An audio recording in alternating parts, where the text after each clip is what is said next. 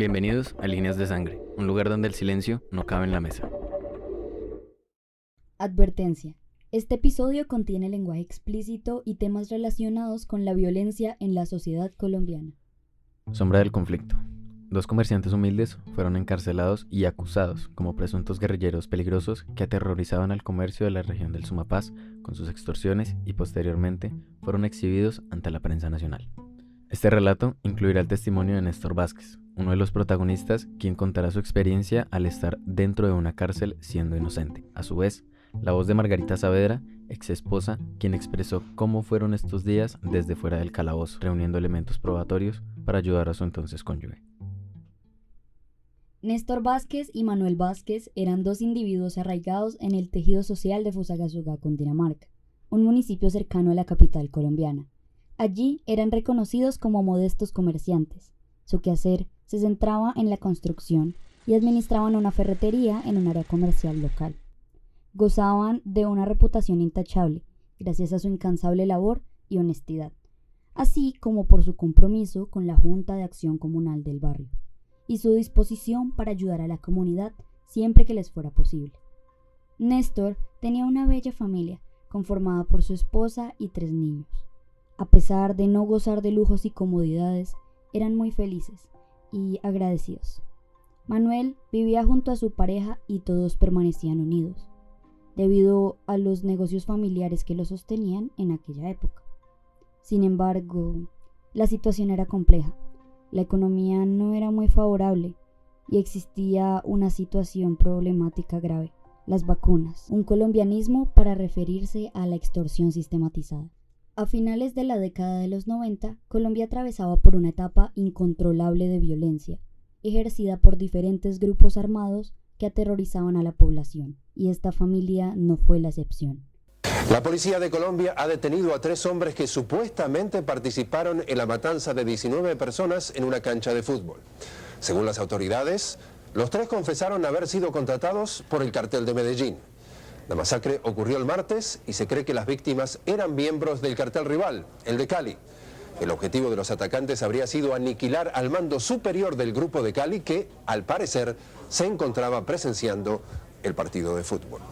Como tenían su pequeña empresa, debían colaborar con la causa, pagando la vacuna, que era una cuota mensual que debía ser pagada por todos los comerciantes a estos grupos ilícitos. Debido a esto, las ganancias de los Vázquez se veían afectadas, vivían al límite cada día. Ya era lamentable su caso, pero no se imaginaban que algo peor les podría suceder.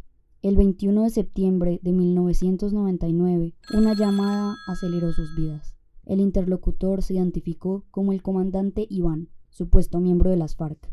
Bajo amenaza exigía el depósito de 5 millones de pesos en una cuenta bancaria, con la promesa de atentar contra ellos y sus familias si no accedían. Pese a su limitado capital, intentaron explicar su situación, pero la respuesta fue tajante: pues se consiguen la plata. Conscientes de su imposibilidad económica, propusieron un pago menor. El comandante aceptó, aliviando momentáneamente su situación. Sin embargo, 6 meses después, la voz de Iván regresó con nuevas demandas, acusándolos de incumplimiento. Alegaron su situación, pero Iván exigió una colaboración forzada. En realidad, ya tenía todo planeado. Una mujer instruida visitaría su ferretería para entregar fondos en su nombre, bajo amenaza de consecuencias graves si se negaban a recibir. En este preciso momento, los hermanos se encontraban realizando la venta de su carro familiar para solventar sus deudas. Así que llamaron inmediatamente a su casa para dar aviso de lo que había pasado e indicarles que no recibieran ningún monto de dinero que fuera enviado en su nombre. Iban a vender un carrito pequeño familiar porque pues no teníamos dinero, y ellos lo vendieron, y supuestamente ese mismo día fue cuando los cogieron a ellos diciendo que ellos habían recibido esa plata de la extorsión. Y así fue. Néstor y Manuel regresaron a casa con la tensión y preocupación a flor de piel. Arribaron en el carrito que acababan de vender con su respectivo comprador y el dinero que les había pagado. Al llegar, se encontraron con una mujer y un joven esperándolos en la puerta, sosteniendo una bolsa con la suma de dinero exigida. Ellos intentaron rechazar el dinero y trataron de explicar a la mujer que todo era un malentendido. insistieron en que no tenían ninguna conexión con las personas que le habían contactado y tenían la esperanza de que con dicho discurso todo se solucionara. Antes de que pudiera ofrecer más explicaciones, una escena inquietante se desplegó ante sus ojos. Hombres vestidos de civil, armados hasta los dientes, emergieron de todas partes y rodearon a Néstor y Manuel. Los llamaron delincuentes, los requisaron y los acusaron de que el dinero que llevaban con ellos era parte de una supuesta extorsión que acababan de realizar. Los hermanos estaban anonadados, no entendían todo lo que estaba sucediendo. ¿Extorsión? ¿Delincuentes? Inmediatamente el tipo que estaba ahí sacó un arma, sacó una pistola y me la puso en la cabeza y me dijo así con esas mismas palabras: quieto, hijo de puta, o se muere. Regresaremos luego de una pausa comercial. Detrás de cada persona siempre hay una historia que contar. Si eres amante de los animales y quieres saber cómo ellos cambiaron la vida de Jenny, te invitamos a escuchar nuestro podcast 101 Criollos.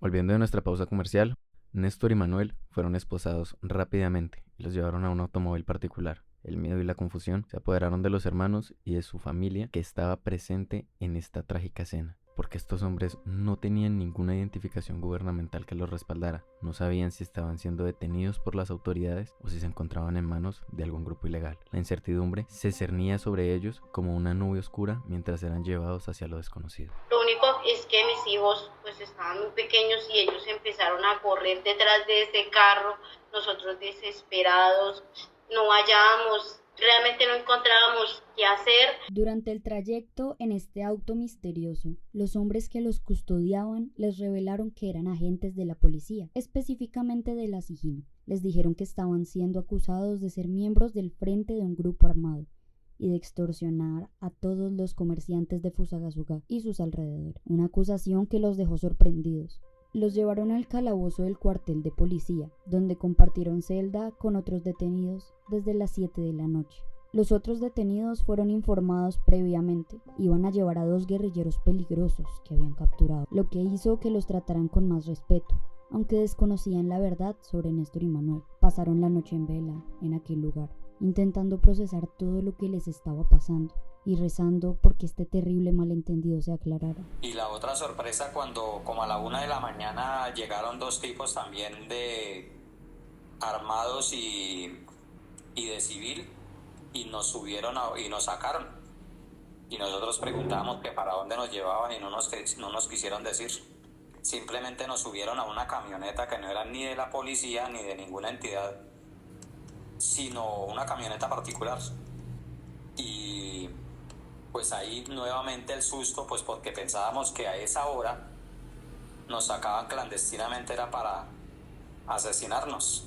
Afortunadamente, esta suposición no era cierta. Su siguiente parada fueron los calabozos del entonces Departamento Administrativo de Seguridad, en la fría y ruidosa capital colombiana, Bogotá. Su día empezó con la noticia de que no recibirían desayuno. Sus estómagos ya rugían debido al ayuno que llevaban desde el momento de la captura. La siguiente información que recibieron fue que este sería su lugar de paso mientras se hacía el proceso de adjudicación de un reclusorio. En breves palabras, les manifestaron que en cualquier momento los enviarían a la cárcel La Modelo o La Picota, el penitenciario más grande de Colombia. Pasaron horas en esa habitación sombría, con dolor y desesperación por toda la situación. Alrededor de la 1 de la tarde, fueron sacados de sus celdas para una reseña y exhibidos en múltiples noticieros del país como supuestos extorsionistas que tenían aterrada toda la región del Sumapaz.